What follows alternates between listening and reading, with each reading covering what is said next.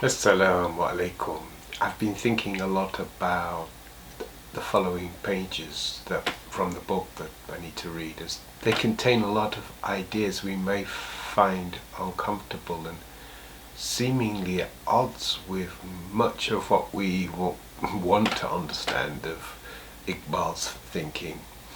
This is why there's been a delay. I actually made a few videos but wasn't really happy with them and didn't share them. I do want to read of all what he wrote, but there's so much of it that needs to be contextualized. So let's recap on what's been read so far. He's been discussing the undertaking of a spiritual quest in respect of the prophetic dua, Allahumma a'ri'ni haqiqat al-ashya'i kama hiya. O Allah, show me the reality of things as they truly are. He takes this as an injunction to seek the rational foundations of ultimate reality. He laments that early efforts, although they were sincere, were less than fruitful because the requisite skills of understanding were not available. Greek thought at that time, due to its limitations, obscured the Quran and ultimately were detrimental to the religion. As an act of revolt to protect the religion from this Greek rationalism, Muslim scholars defensively cleaved apart human knowledge into two isolated spheres: the empirical study of nature on the one side and an intuitive or revealed knowledge on the other. Iqbal says the full significance of this revolt has not been realized even up to the present day. But now the sophistication of ways of understanding have increased, and it's time for Muslims to utilize Western developments to understand the Quran. This speaks to Iqbal's conviction in the Quran that it can still awaken higher consciousness of human being, not only to God but to the universe as well. In his view, Christianity often sought knowledge of the divine by only looking within at the spiritual world and renouncing the real world. Allama Iqbal maintains that Islam sees no opposition between these two domains, the spiritual within the human being and the external real world, but rather there is an organic wholeness. There is no sharp opposition between subject and object, nor a split between what he says the mathematical without and the biological within. Islam helps us to recover unity by healing these painful divisions and by saying yes to the world of matter. So this is where I left off in the last video, referencing Nietzsche and his joyous songs of saying yes. In Zarathustra, thus spoke the Zarathustra, he urged, I beseech you, my brothers, remain faithful to the earth. Iqbal was infused by his reassertion of the importance of the physical universe and the reality of serial time. But this is not a capitulation to materialism or to its concomitant mechanistic paradigm. Both thinkers were repulsed by that. Nietzsche ultimately couldn't summon any real meaningfulness and saw only an abyss. But Iqbal, with his strength of faith, saw that the universe, at every level, no matter how deep, as being suffused with light. And with his strength of imagination as a poet, he was able to perceive there, every level, there was a perpetual endeavor of the ideal, the spiritual reality within man, to appropriate the real, the universe, with a view to eventually absorb it, to convert it into itself and illuminate its whole being. The inner wealth of man illuminates the entire universe. So now I'm going to carry on reading actually from where I left off.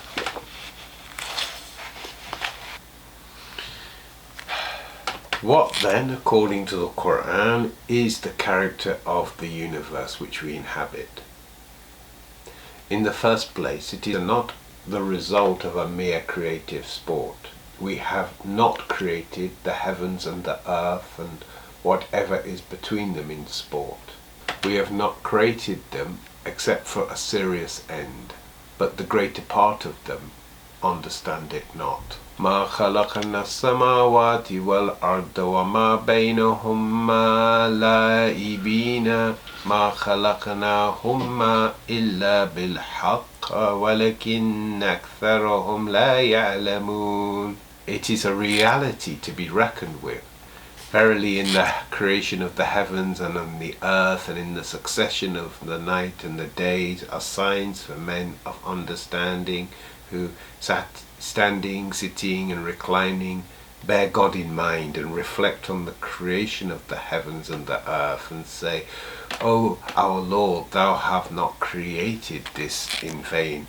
إن في خلق السماوات والأرض واختلاف الليل والنهار لآية لأولي الألباب الذين يذكرون الله قياما وقعودا وعلى جنوبهم ويتفكرون في خلق السماوات والأرض ربنا ما خلقت هذا باطلا سبحانك فقنا عذاب النار.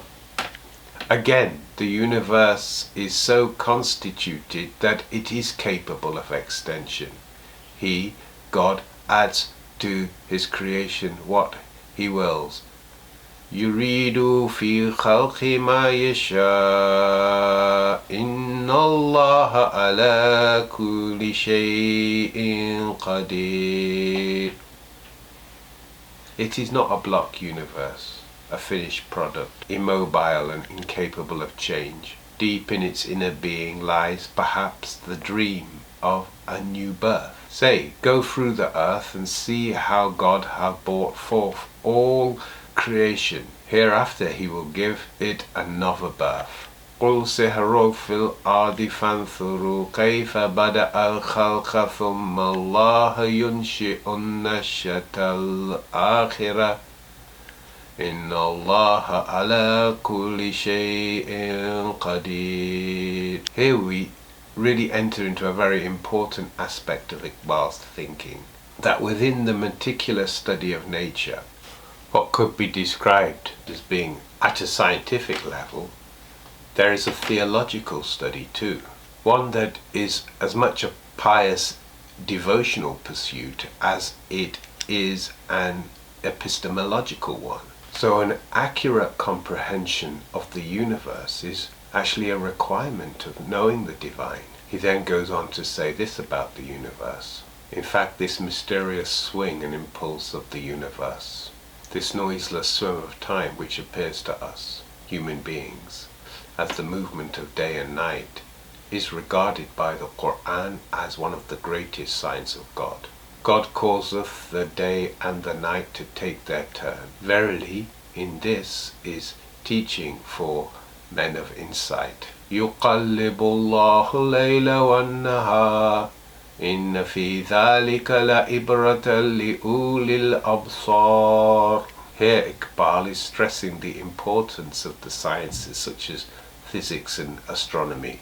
It's important to understand that this was written nearly a century ago and that the relationship of religion and science has probably become more fragile and delicate, with cynicism and distrust becoming more entrenched on both sides. It's easy to slip into one camp or the other and perceive a naivety to Iqbal's sentiments due to how much the landscape of the dialogue has shifted and how little endeavour there has been to understand Iqbal. He carries on.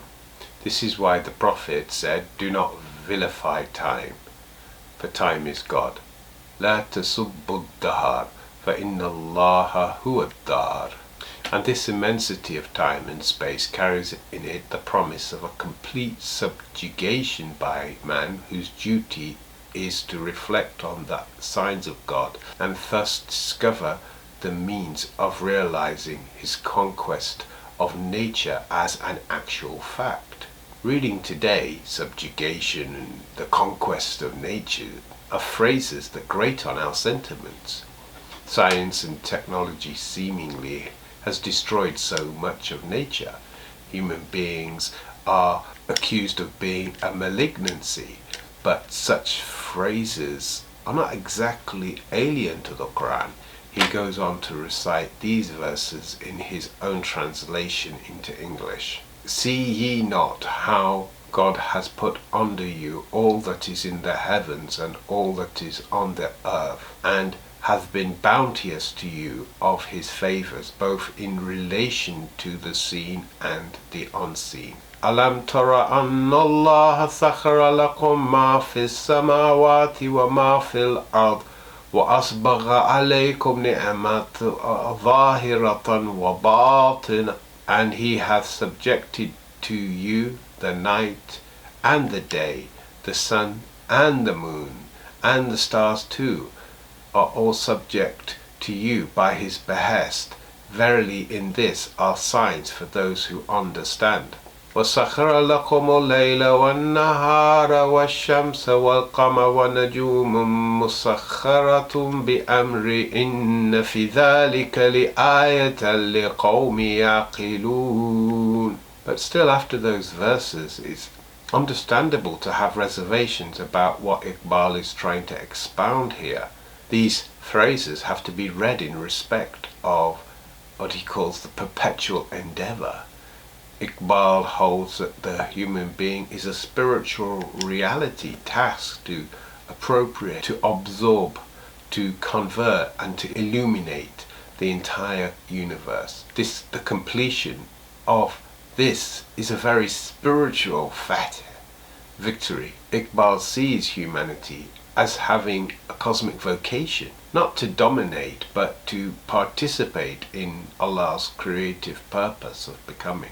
For Iqbal, human beings are cosmic agents whose actions induce change and development in the universe. He wrote, "It is not a block universe, a finished product, immobile and incapable of change. Deep in its inner being, perhaps, lies the dream of a new birth." What I understand Iqbal to be saying is that we are or are part of that dream. At a deep level of consciousness, we participate in the real universe in actuality. And the universe is not an inner backstage for the creative drama of life, but part of it. Iqbal writes, the universe, which seems to us to be a collection of things, is not a solid stuff occupying a void. It's not a thing, but an act. And in the same vein he writes elsewhere, my real personality is not a thing, it is an act. When we take a deeper dive into what Iqbal is teaching here, we realize that when he speaks of subjugation or of the conquest of nature, he's speaking from a different context entirely, in a different era, to a different audience. If one is unable to remove himself or herself from that place of really understanding, one will miss the wealth that is within Iqbal. But Iqbal surely demands a dramatic relocation of our thinking in order to go forth and make a reconstruction.